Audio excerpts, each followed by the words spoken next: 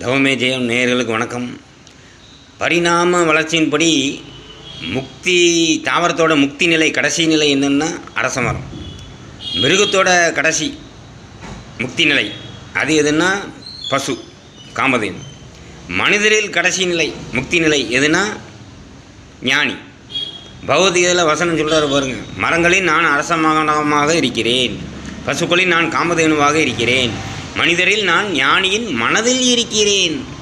சினம், காமம், மோகம், மதம், உலோபம், மாச்சரியம் ஆகிய இந்த மனிதத்தன்மைகளை விடுத்து இறைத்தன்மை பெற வேண்டும். சிந்தித்து பாருங்கள். புலி பசித்தாலும் புல்லை திங்காது. பசு, ஆடு போன்ற பிராணிகள் புல்லை தவிர மாமிசத்தை உண்ணாது. அதுபோல நமது தேகத்தில் உள்ள கெட்ட அணுக்கள் மாமிசத்தையே உண்டு வாழும்.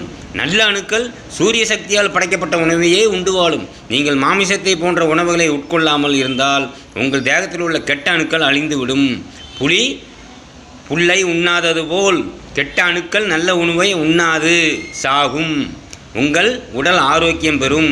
அதனால் சாத்வீக உணவை மட்டும் உண்டு வர வேண்டும்.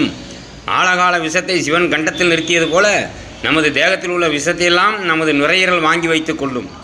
பிறகு அதை சளியாகவும் கோழையாகவும் வெளியேற்றும். நீ உண்ணும் உணவில் உள்ள விஷம் தீய பழக்கத்தினால் உண்டாகும் விஷம். இவையெல்லாம் எத்தனை தான் வாங்கி கொள்ள வைத்து கொள்ள முடியும்? முடியாத நிலையில் தான் இயக்கத்தை நிறுத்தி விடுகிறது நுரையீரல். பிறகு உனக்கு மூச்சு விட முடியாது, மரணம் ஏற்படும்.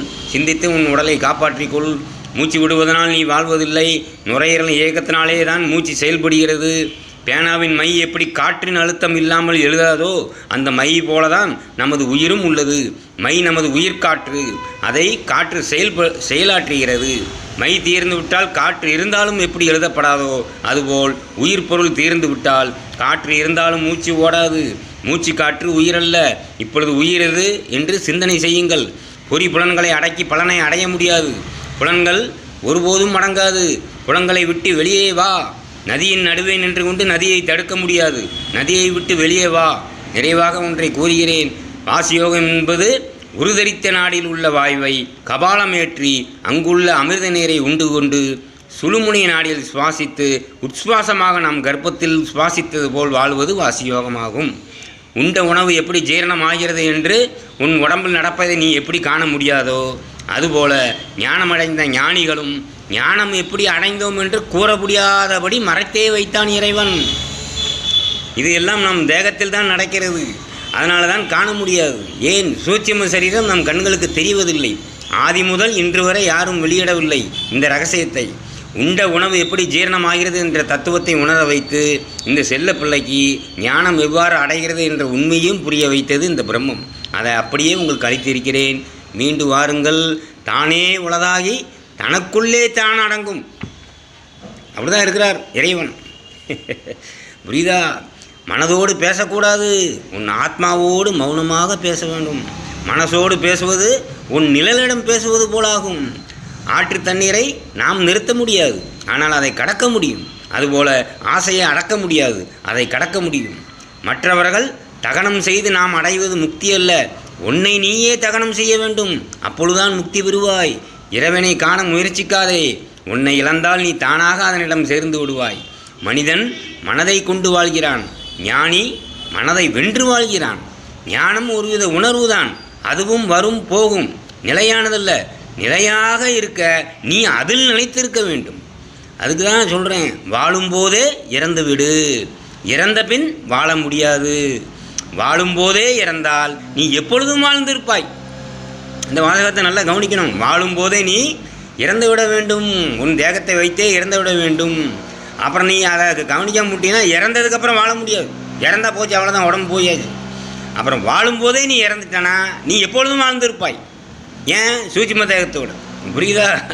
ஒரு விதையில் 100,000 பழம் வைத்தவனுக்கு தெரியாதா உங்களுக்கு ஞானம் வைக்கிறதுக்கு? அதையும் உள்ளே தான் வைத்திருக்கிறான். நீங்கள் தான் தேட வேண்டும். ஞானத்தால் இந்த உலக வாழ்க்கையை சுகமாக்க முடியாது.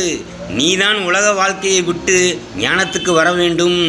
சூரியனின் நிழல் பிம்பம் இல்லையா? அதே போல் அந்த பிம்பம் தான் கதிர்கள். சூரியனோட நிழல் தானே கதிர்கள், பிம்பம். பிரம்மத்தின் நிழல் ஆத்மாக்கள். அப்படி புரிஞ்சுக்கணும். கர்மம் என்றால் நாம் செய்த தவறுகள் என்று அர்த்தமில்லை. நீங்கள் எல்லாம் அப்படி தான் தப்பாக கணக்கு பண்ணுறீங்க. கர்மம்னா என்னடா நான் செஞ்ச கர்மம், என்ன தப்பு பண்ணேன் அப்படின்ட்டு. அது இல்லை கர்மம்.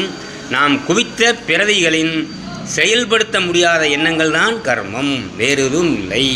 நீங்கள் தியானம் எப்படி செய்ய வேண்டுமென்றால், முட்டையின் மீது அடைகாக்கும் குருவிக்கு புறப்பொருள் ஒன்றும் பாராது வெறுமனே விழித்திருப்பது போல், பிரம்மத்தில் வைத்த மனம் ஒன்றையும் நாடாது வெறுமனே விழித்திருப்பது தான் தியானம், யோகம் அனைத்தும். தினமும் பலமுறை இறப்பவன் சித்தன், இறந்தே வாழ்பவன் ஞானி. தினமும் பரமுறை இறப்பவன்னா எப்படி? தன் தேகத்தை விட்டு விட்டு வெளியே போவார், உள்ளே வருவார். அதனால தான் தினமும் பலமுறை இறப்பவன் சித்தன், இறந்தே வாழ்பவன் ஞானின்னு எப்படி? தன்னை உயிரை பிரம்மத்தோடு ஐக்கியமாக்கி விட்டு இந்த உடலை மட்டும் நடமாடும் தோணி போல் அப்படியே போயிட்டுருப்பார். அவர் தான் ஞானி. அதனால தான் இறந்தே வாழ்பவன் ஞானி. இதெல்லாம் புரிஞ்சுக்கணும். இதயம் துடிக்கிற மாதிரி உங்கள் உயிரும் துடிக்கணும். சூட்சும தேகத்தோட தெர்மாமீட்டர் தான் உடம்பு, வேறு எதுவுமே உடம்பு கிடையாது. ஐம்புலனால் உணர்வது சிற்றின்பம், சூட்சும தேகத்தில் உணர்வது பேரின்பம். மரத்தின் நிழல் எப்படி சுகமோ அதுபோல் பிரம்மத்தின் நிழலே சுகத்து இருக்கிறோம். சிந்தித்து செயல்படுங்கள். வணக்கம்.